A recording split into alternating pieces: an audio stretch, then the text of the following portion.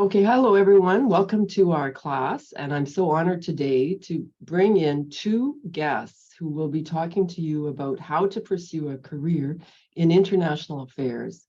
They both work at Global Affairs Canada in Ottawa. And they both, one of them was a former student of mine, which I'll explain in a moment, Demian Plekov. And the other, Kirsten Moisey, is a colleague of mine in the world of nuclear disarmament. So I'm just going to introduce them first by sharing the screen.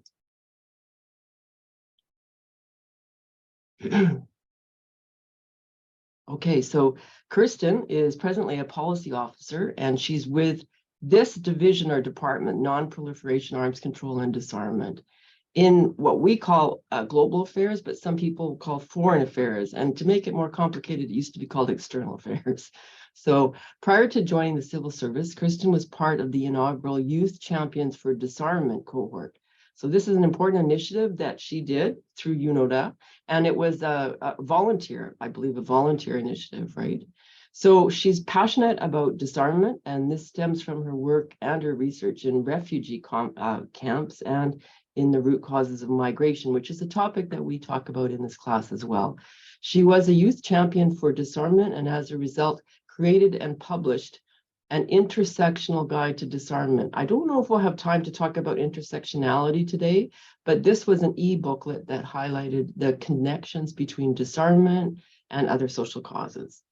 Turning to Demian Plekov, he is a published researcher, analyst, and a writer on international relations, human rights, and security. He's currently a senior analyst and advisor at Global Affairs Canada and is working on foreign policy and sanctions with respect to Russia's invasion of Ukraine. He previously worked on issues to do with Belarus, Ukraine, Moldova, Egypt, Libya, Algeria, Tunisia, Morocco, and Mauritania at Global Affairs, covering the files during the Algerian protests, the Libyan civil war, the Belarusian protests, the exile of the opposition, and the attempted annexation of Ukraine. We unfortunately won't be talking so much about the invasion of Ukraine today. We do cover it a great deal in the class. But what we want to talk about today is Demian's experience working both at the United Nations in New York and in 5 different Canadian government departments. He also worked at the NATO Association, and he is very well versed in the academic availability of positions at Carleton. And then he also is a member of a whole bunch of different organizations here. So I wanted to mention that his focus right now is on Belarus and on Ukraine and on sanctions. And we talked about that in one of my classes. But for today, we're focusing on whether you should get an MA, whether you should do an honors specialization in political science, or since so many of you are in other fields, like everything from nursing to physics to engineering to pre-med and so on, what kind of field should you become involved in order to join the government of Canada? And so there's some of his books, and on the chat, I'll show you his email.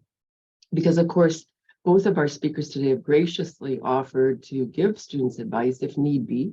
You should only email them if you are truly asking for advice, and then also only if you proofread what you're writing to them, okay?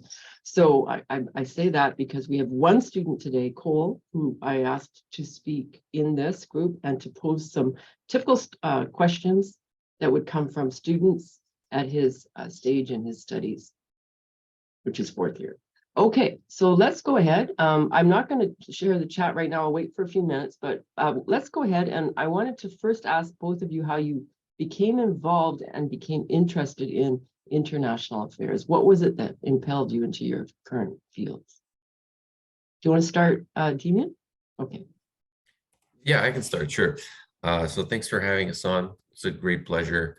I think it was a gradual process for me. I wanted to become a lawyer. I wanted to go to law school first, and I feel like I got a lot of questions from students that are in similar decisions in their life. And so the kind of the area that I was pointed to was political science at first. You know, that's the closest thing to law school. So take that as a BA. And I just kind of became involved in that. And I uncovered this interest that I had deep inside of me. that was political science, and then I kind of narrowed it down into what was it about political science that I really liked, and it was, next year was international relations, and then international relations was security policy, and then NATO came along, and everything kind of gradually came along, and I kind of followed down this road, and then I took an MA, which really narrows you down and specializes you, and that's where I kind of really, I think, found myself and my passion. Yes, and you speak Russian fluently, right? Yes, that helped as well. I think that would help in In terms of the school MA and in and the work. focus as well. And I Oh, wanted to definitely. emphasize that as a second or a third language is so valuable. Kirsten, how did you get excited about global affairs? Yeah, that's a good question. I would say mine was a little more unconventional in the sense my first introduction to anything political was grade 10 civics class, which if you have been to school in Ontario is typically one of the worst classes you'll take. I had a very passionate teacher who pulled me aside and said, "You're really interested in this and most people don't care." So he really encouraged me to go through it further. But as my bio said, my real intro is through kind of humanitarian aid work. When I was 18, I worked in a refugee camp on the island of Lesbos in Greece. And this was in 2016 and saw kind of the height of the refugee crisis. And it absolutely compelled me to not only kind of provide that really practical aid to the folks there while I was in Greece, but when I came back to Canada to actually do something about it. I was in between high school and university. I was working a service job and just felt really kind of disenfranchised, and then went to university and decided that that would be my focus of my career. And then just through, I can speak more about kind of getting into global affairs as an employee, but through kind of my interest in migration and refugee work, realized that there's a huge scope of factors that lead to folks needing to flee their homes and needing aid. And I really kind of took that systemic view and honed in on disarmament for the time being. I often say I'll start with nuclear weapons and then I'll go to a lighter issue maybe later in my career. But yeah, it was really just being kind of the very practical and very human focused effects of war and violence, and realizing that there's so much more we can be doing, not only as Canadians, but just as kind of humans and global citizens, that we can really be pushing forward on these issues. That was my intro. It's a bit back and forth, but excited to chat more about it. So you're interested in disarmament more from a sense of militarism and conventional weapons, not so much nuclear weapons and nuclear strategy and nuclear deterrence. Is that right? So I've gone between both kind of the conventional and the WMD side of things. So my initial foray into disarmament work was through the conventional side, and really assessing how to lower the number of people who need to flee as a result of war, and then got really focused on the nuclear side in terms of the global military industrial complex and how the billions and billions of dollars put into nuclear weapons can be better used. And my focus at Global Affairs is almost solely on nuclear issues now. So I'm fully into the nuclear side of things. Yeah. Interesting. Okay, well, we have the student here, Cole Stevenson, and I'm going to ask him to get ready to ask a question if he wants. But before we go to him, I just want to cover and show you the chat here. So this is some interesting information that Damien asked me to share with you. And here I want to emphasize what he's talking about regarding French. Maybe we can talk about that more. But certainly being able to be bilingual is important, although they will train you. So let's talk about that a little bit. But before we do that, I just want to show you there's a URL there on how to apply for government jobs. And there's another one here on recruitment. And then he has some information as well on security clearances and databases. And then Damien has also mentioned his own research lab here, which you could get involved in. And there, as I mentioned before, is his email address. Okay, so I'm just going to show that to you. And now I'll turn back to Cole. Do you want to ask a question? Sure. So my question is just that when you're thinking about joining global affairs or some other department, I'm just curious if it would be smart to consider what the future political landscape might look like in the world. For example, Damien, you said that you researched like Eurasian and like Russia before working on like sanctions with Russia. I just thought I was just wondering if it'd be good to think about where things are heading before making a decision about like a master's, for example. So for example, maybe like China, like rising China, or then maybe like Arctic. So just curious about thinking ahead where to go. Yeah. Well, I guess since you called me by name, I'll go first. But that's really interesting. I think you really can't guess from what I've learned. Sure, you can take a look at the trends where there might be more, not more important issues, but more, significant in size, where you might think there might be more people involved here with more skills needed. Like you called China, yeah, definitely, probably more teams working on that than certain other countries, let's say. So yeah, having certain skills there, Mandarin maybe would be helpful. But really, I mean, from what I've learned, at the department, let's say in the global affairs, is that things change overnight sometimes. Like this year in February, you have a certain amount of people working, and then you have like double, tripling, and then you have a whole new team, whole new task force. You probably remember maybe PS 752 when that was downed and a tragedy occurred. I mean, you had to do something about it. So again, it changed overnight, and you had a whole new task force, a whole new bunch of people working on that, right? So you just have to, I think, once you're in there, you have to find those opportunities. You can always take initiative. I think that's what's been really helpful for me, for others as well, knowing your skills and capabilities, your time to dedicate to certain things that you care about. And those things always come up, and you can always, say and raise your hand, and people will tag you. Okay. What about, how much do you contribute to writing reports? Would you be contributing pages and pages of analysis, or would you be contributing just a few words, Demian? Yeah, that's a really good question. I would say more in terms of lines. We talk in terms of lines, very concise language, not even paragraphs or pages. That doesn't even come across on a day-to-day basis. Very, very, very short language, one line if you can on a certain topic, whether it's a talking point, whether it's a background line to explain something really, really short. Again, a responsive point to something that might come up, right? It's all one line. However, I will say sometimes you do get the privilege of having more time and to write a certain report. So say you have a minister meets with somebody else and you were in the background, you write up the report. It might be, like a half a page to a page type of report. If you're really lucky, sometimes you get to write an analysis or a so-called placemat where it's more visual. And so I had the chance of this year to work on several that went up to minister's office or the PCO, for instance, the Privy Council office. And that had, maybe 2 to 5 pages. 5 pages is the max I've seen for my work. Isn't that interesting that 5 pages is the max? And yet at the university level, we frequently expect 20-page papers, 5,000, 10,000 words. At the MA level, 60 pages. Definitely. And yet when you finish academe, then you're suddenly expected to write short analyses, which is I wonder if we're training people properly. My essay requirements have gotten shorter over the years. And I'm including images in those 5 pages. Oh, really? You're allowed to? See, we don't, generally, we do not allow you to include images.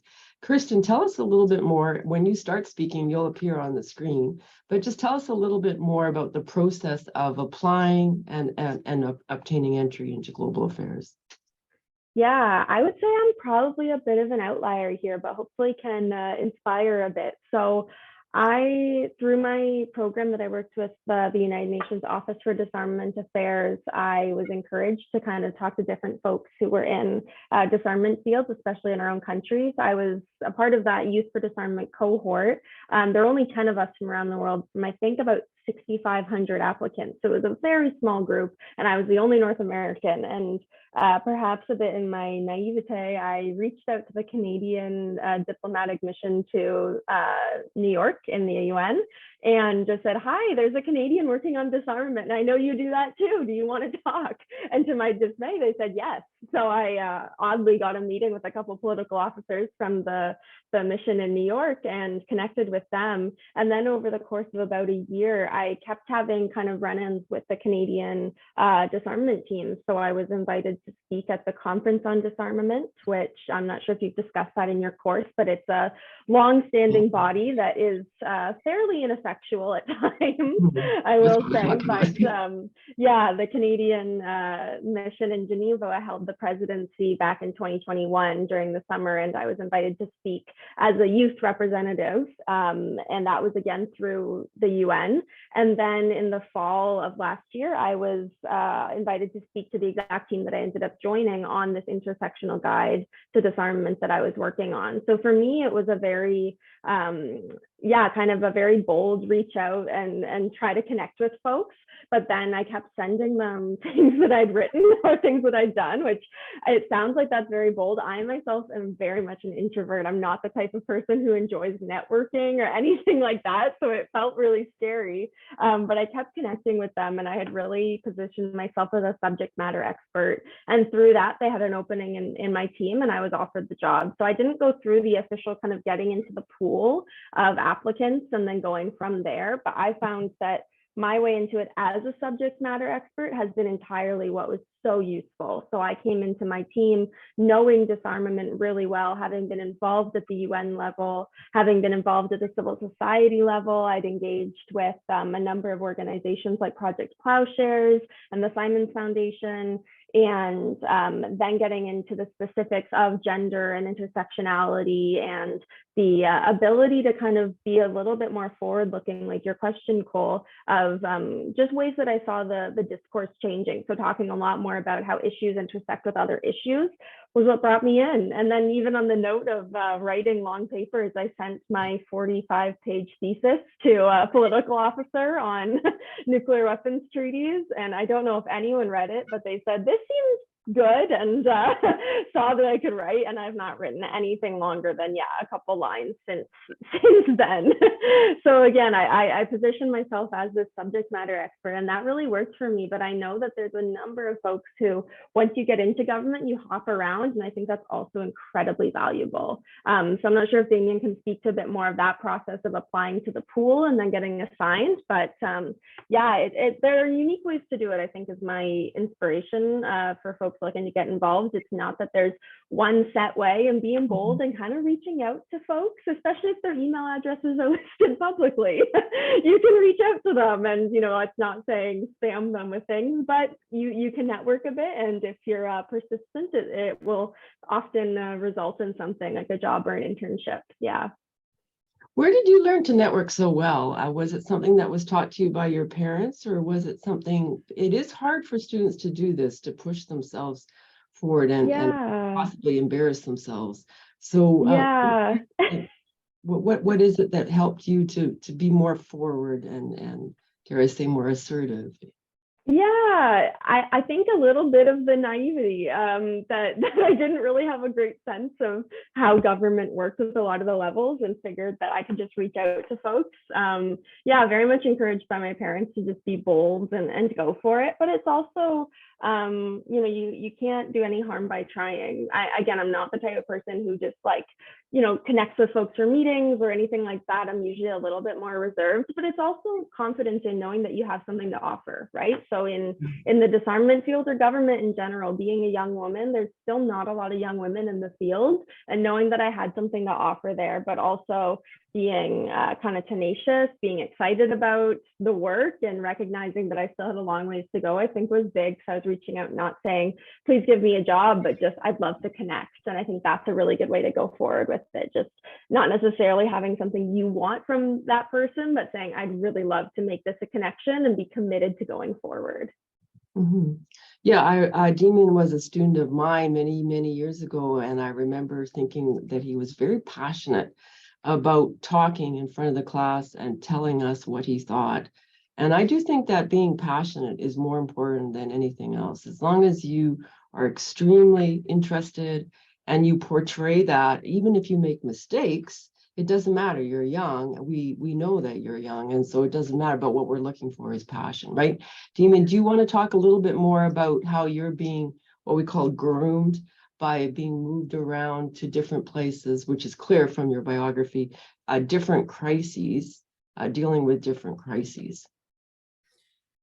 Yeah, definitely. Well, just to add to the point on networking as well, I think I learned a bit from you, Erica. I remember we met in the UN when I was interning there, and Oh, how you were able to network and just to get into spaces, right? There's a group of absolute strangers that you don't know, and you just were able to get in there, get into the conversation, get your name across, and all of a sudden you're sharing business cards and setting lunch dates. I mean, it's really incredible. And so yeah, when I got to Ottawa, definitely the same thing. I tried to reach out as much as possible. I think one of the ways that I got where I am now is definitely through networking. Obviously, you have skills and you have experience, you have your education credentials and maybe other things. But yeah, definitely putting that across, pitching yourself forward over and over and over with so many different people. And I spoke to another person who was more introverted than I am, and what's the worst what's the worst that can happen? Oh, I can embarrass myself. Well, that's pretty low on the radar. I mean, they won't even remember you. So great, there you go, right? One connection lost, just keep going and seeing where it ends up. But sorry, you asked about going from crisis to crisis, from working on different files. I think that kind of hardens you a little bit, and especially at GAC in terms of the fast-paced environment. I think when I first came in and I started working in these types of really difficult files on North Africa at the time was quite dynamic. And what I heard a lot was, you're going to get baptism by fire, I believe it was like constantly, right? So I just learning on the spot and progressing. You have to progress really quickly. So that's really good in terms of your personal experience. If you're working in a crisis situation, you get to learn a lot of things really, really fast, who works where and how to kind of work along with other different departments. But also, I think finding your motivation as well. I think I was able to find my motivation very quickly for work. I was never feeling like, oh, I'm just working a desk job or something like that. I was looking as things were happening, and it's me who's on the front line here, who is actually could make a difference, who can type something up or put something forward, put something together. Again, on Belarus, the International Accountability Platform for Belarus, creating international just judicial platforms, providing support with our programmers, providing real money to civil societies to help them to function. So when you see what's going on and what you're doing, I've been in those situations, I've easily found that motivation to keep going and to check through all the work that goes on here in that phase yeah, fast you've paced done a lot environment. of very valuable work. And I've been watching your career with interest. You've also written a lot of research papers, which you've published already. So that's amazing as well. What about, I'm frequently asked, students ask me, will I be able to travel a lot if I join the government? Will I be able to leave Ottawa, or will I be in Ottawa? And what is Ottawa like? So that's sort of a two-part question. They don't know about Ottawa, and they also wonder if they'll be able to travel. Does anybody want to comment on that? Sure, yeah, I can jump in. Yeah, I'll caveat this with I've been with the department for less than 6 months, so I'm very fresh to all of this. I graduated from my undergrad 6 months ago, so yeah, very, very fresh. I had never been to Ottawa before, which I find very funny. My partner is also American. He's from California. He had never been to Ottawa. We've got our first big snowfall here today, and Oh, you have not lived through winter. no, it's cold. It's much colder Your than dog we're is used going to to in be wearing, California. your dog is going to be Exactly. wearing a wool coat. Yeah. 'Cause Yeah. So I encourage, even if you've never been to Ottawa, honestly, it's a city that's very, very friendly to move to. I mean, I found an apartment, and my partner found a job all online before we had moved here. And it is very, there's a lot of neighborhoods, there's a lot of places you can check out, but it's a very friendly city to move to, in the sense that so many people move from other parts of Canada or other parts of the world and get started here. I found it to be incredibly welcoming, and the fact that I'd never been here before was absolutely not a deterrent. It honestly makes it very fun. It's a really unique city to explore. And if you like going into Quebec, you're right there. If you like going down to the US, you're like 2 hours from the border. There's a lot of ways that you can explore. On the travel piece, I think it really depends on the role that you're in. I'm not sure about Damien, but I'm in most of the people on my team are foreign service officers. They're officially with the Foreign Service, versus myself, I'm in a category called a PM. So I'm a policy and program management is technically it, even though I'm a policy focused. But I get to travel a lot and represent Canada at diplomatic events across the world. So in the 6 months I've been here, I've gone on 3 work trips already, planning my next one for another 6 weeks from now. And that's just the cycle of how my files go. I think there's a lot of times where you might be really at HQ, but there's so many opportunities. If you kind of put your hand up and say, I'd love to go and do this, you really can get involved in them. In those 3 trips, again, it was me each time saying, I'd love to go and do this. And for some folks, travel just isn't as accessible. If you have a family, it's not as easy to jump on a plane and go to Brussels for 3 days.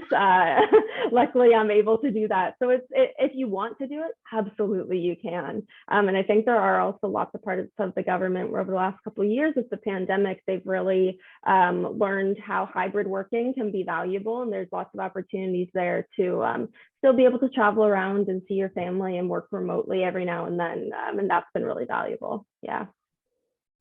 Do you want to add anything about international travel, Damien, about the merits of it? Because that's one of the good things about joining Global Affairs. Then there's the negative side as well, which is the long work hours and it consuming your life, not having a social life, working on the weekend if there's a crisis, having to learn French in your spare time.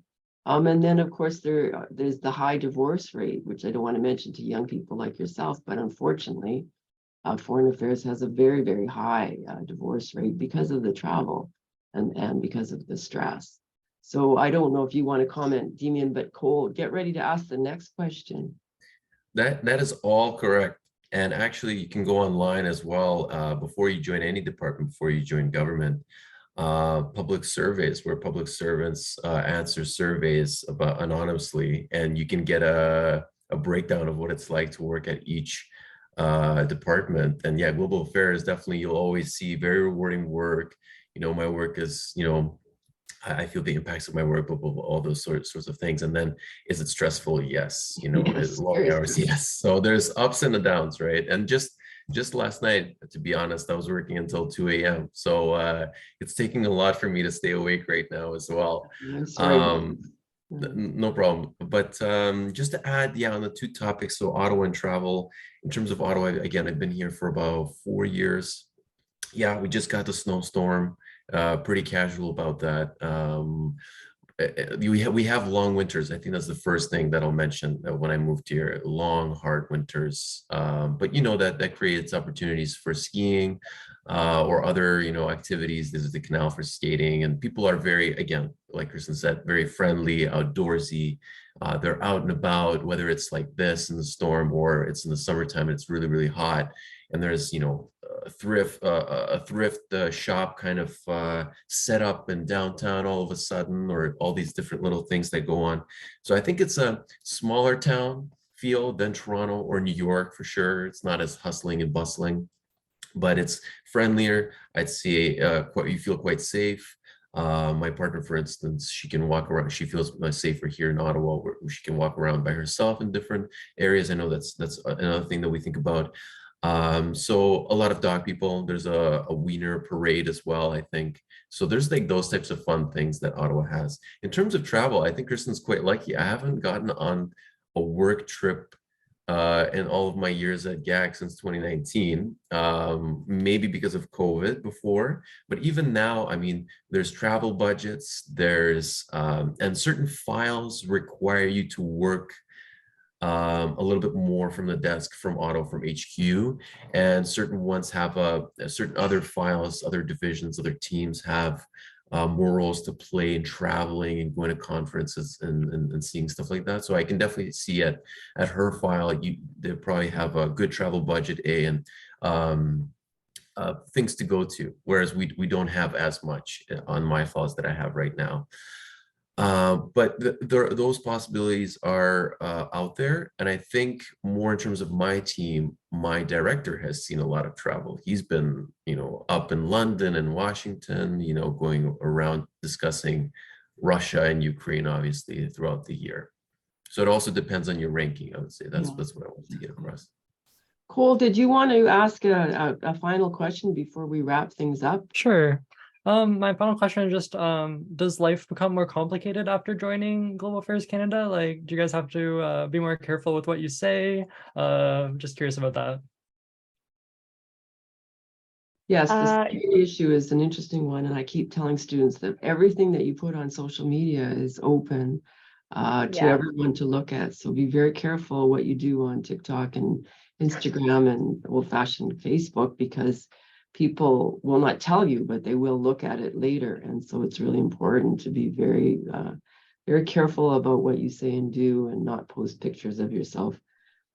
Yeah, I can jump in there. Yeah, I mean, complicated in a lot of ways. Yes. I mean, I work on nuclear weapons. This is arguably one of the most stressful times to do so, probably since the Cold War. It's complicated. Yeah, you're working on really important issues.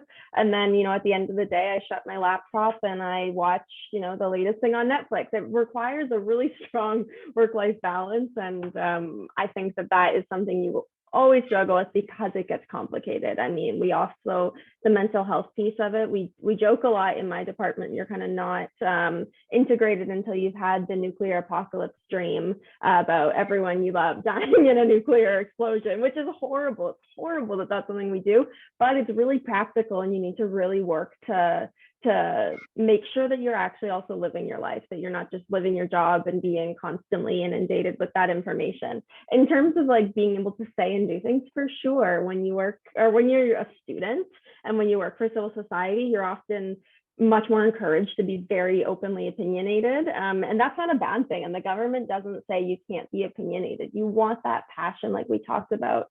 But you do have to recognize you're representing your country, or you're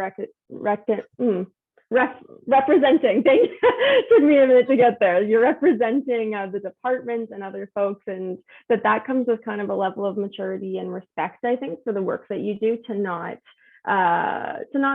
destroy those relationships and those connections. Canada is very well loved abroad, and oftentimes you'll meet people with really good relationships with Canadians, and you want to make sure that that continues. And it's not as much of a biting your tongue thing, I think, some people think it would be, myself included. I was a bit worried about, oh, I can't say anything. It's more about just kind of recognizing the privilege that I have, that if I say something in an official capacity, it gets noticed because it's being said by Canada, and that is a privilege and an honor and a responsibility that you kind of hold.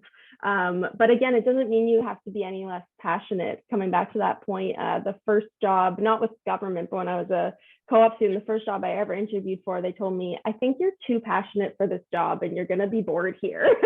And I never knew that could be like a bad thing, to be too passionate. And I always bring that up because, yeah, even though, you know, you can't be tweeting about your frustrations with this issue and this issue because you're held accountable, the passion still needs to be there. You need to care about what you're doing. So we're not kind of mindless drones or robots.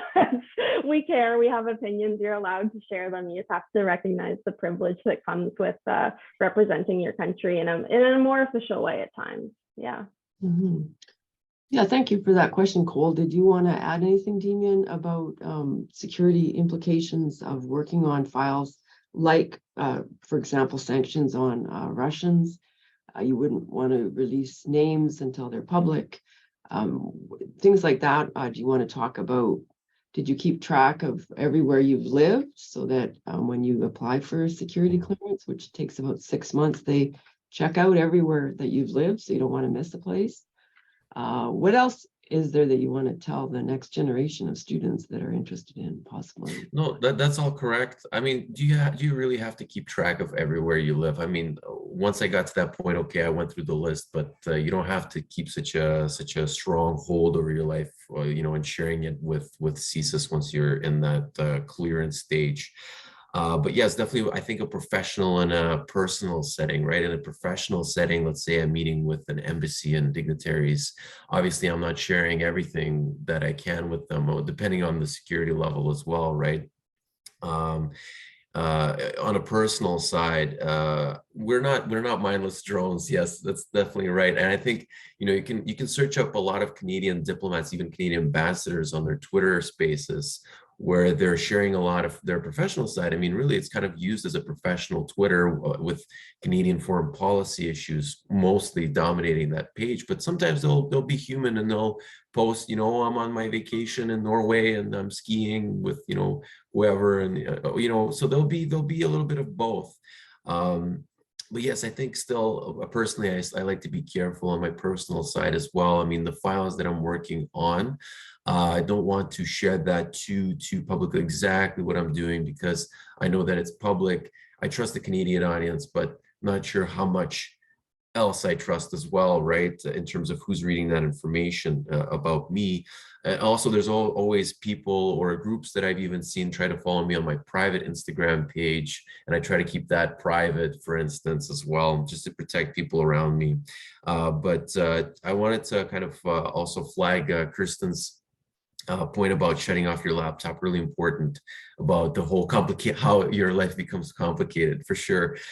When you shut off your laptop, you kind of get that breather. You can go and watch your favorite Netflix show. You can go and do something. You can walk outside. I think that's really important in terms of having that balance. Sometimes I've seen that some people forget that and kind of get stuck with the work, get stuck with late meetings or whatnot, or answering phone calls. And that's kind of changed with hybrid and remote work. It's great on the one side, but at the same time, you're kind of more reachable now in this certain new age of work. And I think that's the one key tip that I would tell younger people, is that I know myself, I always try to prove myself in the first 6 months to a year by really overworking myself. But you have to also keep in mind that if you're not there and you're burnt out, then they have one less person there, and an already probably small team.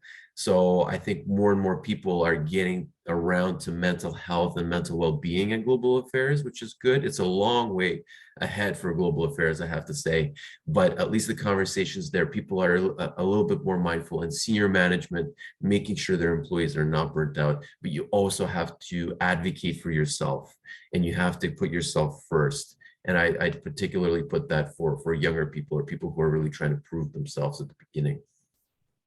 I would add to that as well, just if you have a division that you're in that doesn't prioritize mental health, I think that's very much a reason to be looking to other divisions. My own personally, I can say they're incredible about it. We're really encouraged to take the time to detox, to really connect with our loved ones. It's very important for us. We have a number of people on our team with young children, things like that. If that's not the work environment you're in, there's nothing wrong with switching to find that. It's not like it's a 1 in a million, and there's a lot of departments and divisions that do a really good job of it. And I think it's really valid to search out something that matches what you want. You don't have to be killing yourself for the job. You can have a job that fits in your life, not the other way around, right? Okay, well, Yeah, thank you guys for that. Thank you, and thanks, Cole, for your excellent questions. We're going to wrap it up now, not because there's not more to talk about, but just simply because of the structure of my classes, where we do everything in about 20-25 minutes. And so that enables students to take a break, which is what we're talking about with you as well, and not be on Zoom for an hour or anything like that. So those days are over. Thank you both very much, Kirsten, and I thank you, Demian. And I hope that we can get together again and maybe talk about your specialized issues and your policy expertise. That would be great to bring you in, because that's what the students are learning about, that substantive content. So thank you, Kirsten, and thank you, Demian. And I'm going to say goodbye. And we'll hopefully see you in a congratulations on your positions, and we'll hopefully see you in my classes talking about nuclear disarmament, and also talking about Russia and the war. Thanks a lot, Eric. It was a pleasure. Thanks for having us on here. Yeah, thank you. This was great. Thank you. I'm going to stop recording.